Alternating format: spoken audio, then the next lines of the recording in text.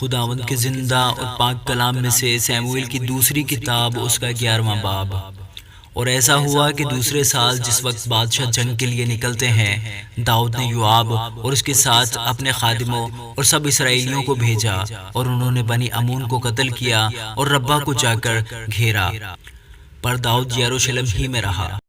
اور شام کے وقت داؤد اپنے پلنگ پر سے اٹھ کر بادشاہی محل کی چھت پر ٹہلنے لگا، اور چھت پر سے اس نے ایک عورت کو دیکھا جو نہا رہی تھی، اور وہ عورت نہایت خوبصورت تھی۔ تب داؤد نے لوگ بھیج کر اس عورت کا حال دریافت کیا، اور کسی نے کہا، کیا وہ العام کی بیٹی بت سبا نہیں جو ہتی اوریا کی بیوی ہے؟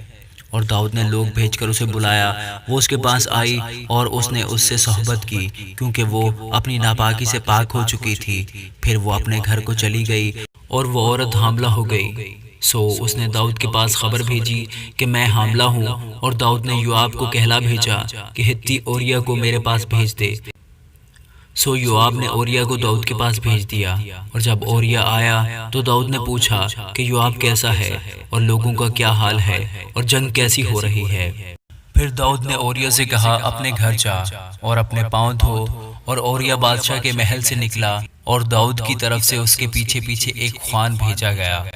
پر اوریا بادشاہ کے گھر کے آستانے پر اپنے مالک کے اور سب خادموں کے ساتھ سویا، اور اپنے گھر نہ گیا۔ اور جب انہوں نے داؤد کو یہ بتایا کہ اوریا اپنے گھر نہیں گیا، تو داؤد نے اوریا سے کہا، کیا تو سفر سے نہیں آیا؟ پس تو اپنے گھر کیوں نہیں گیا؟ اوریا نے داؤد سے کہا کہ صندوق اور اسرائیل اور یہودا جھونپڑیوں میں رہتے ہیں، اور میرا مالک یوآب اور میرے مالک کے خادم کھلے میدان میں ڈیرے ڈالے ہوئے ہیں۔ تو کیا میں اپنے گھر جاؤں اور کھاؤں پیوں اور اپنی بیوی کے ساتھ سوؤں؟ تیری حیات اور تیری جان کی قسم، مجھ سے یہ بات نہ ہوگی۔ پھر داؤد نے اوریا سے کہا کہ آج بھی تو یہیں رہ جا، کل میں تجھے روانہ کر دوں گا۔ سو اوریا اس دن اور دوسرے دن بھی یروشلم میں رہا۔ اور جب داؤد نے اسے بلایا تو اس نے اس کے حضور کھایا پیا، اور اس نے اسے پلا کر متوالا کیا، اور شام کو وہ باہر جا کر اپنے مالک کے اور خادموں کے ساتھ اپنے بستر پر سو رہا، پر اپنے گھر کو نہ گیا۔ صبح کو داؤد نے یوآب کے لیے ایک خط لکھا اور اسے اوریا کے ہاتھ بھیجا، اور اس نے خط میں یہ لکھا کہ اوریا کو گھمسان میں سب سے آگے رکھنا، اور تم اس کے پاس سے ہٹ جانا تاکہ وہ مارا جائے اور جاں بحق ہو۔ اور یوں ہوا کہ جب یوآب نے اس شہر کا ملاحظہ کر لیا تو اس نے اوریا کو ایسی جگہ رکھا جہاں وہ جانتا تھا کہ بہادر مرد ہیں۔ اور اس شہر کے لوگ نکلے اور یوآب سے لڑے، اور وہاں داؤد کے خادموں میں سے تھوڑے سے لوگ کام آئے، اور ہتی اوریا بھی مر گیا۔ تب یوآب نے آدمی بھیج کر جنگ کا سب حال داؤد کو بتایا، اور اس نے قاصد کو تاکید کر دی کہ جب تو بادشاہ سے جنگ کا سب حال عرض کر چکے، تب اگر ایسا ہو کہ بادشاہ کو غصہ آ جائے اور وہ تجھ سے کہنے لگے کہ تم لڑنے کو شہر کے ایسے نزدیک کیوں چلے گئے؟ کیا تم نہیں جانتے تھے کہ وہ دیوار پر سے تیر ماریں گے؟ یروبست کے بیٹے ابھی ملک کو کس نے مارا؟ کیا ایک عورت نے چکی کا باٹ دیوار پر سے اس کے اوپر ایسا نہیں پھینکا کہ وہ تبیس میں مر گیا؟ سو تم شہر کی دیوار کے نزدیک کیوں گئے؟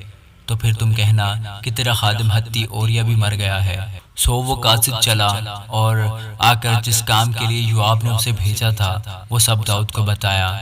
اور اس قاصد نے داؤد سے کہا کہ وہ لوگ ہم پر غالب ہوئے اور نکل کر میدان میں ہمارے پاس آ گئے، پھر ہم ان کو رگیدتے ہوئے پھاٹک کے مدخل تک چلے گئے، تب تیر اندازوں نے دیوار پر سے تیرے خادموں پر تیر چھوڑے۔ سو بادشاہ کے تھوڑے سے خادم بھی مرے، اور تیرا خادم ہتی اوریا بھی مر گیا۔ تب داؤد نے قاصد سے کہا کہ تو یوآب سے یوں کہنا کہ تجھے اس بات سے ناخوشی نہ ہو، اس لیے کہ تلوار جیسا ایک کو اڑاتی ہے ویسا ہی دوسرے کو۔ سو تو شہر سے اور سخت جنگ کر کے اسے ڈھا دے، اور تو اسے دم دلاسا دینا۔ جب اوریا کی بیوی نے سنا کہ اس کا شوہر اوریا مر گیا تو وہ اپنے شوہر کے لیے ماتم کرنے لگی۔ اور جب سوگ کے دن گزر گئے تو داؤد نے اسے بلوا کر اس کو اپنے محل میں رکھ لیا، اور وہ اس کی بیوی ہو گئی، اور اس سے اس کے ایک لڑکا ہوا۔ پر اس کام سے جسے داؤد نے کیا تھا خداوند ناراض ہوا۔ آمین۔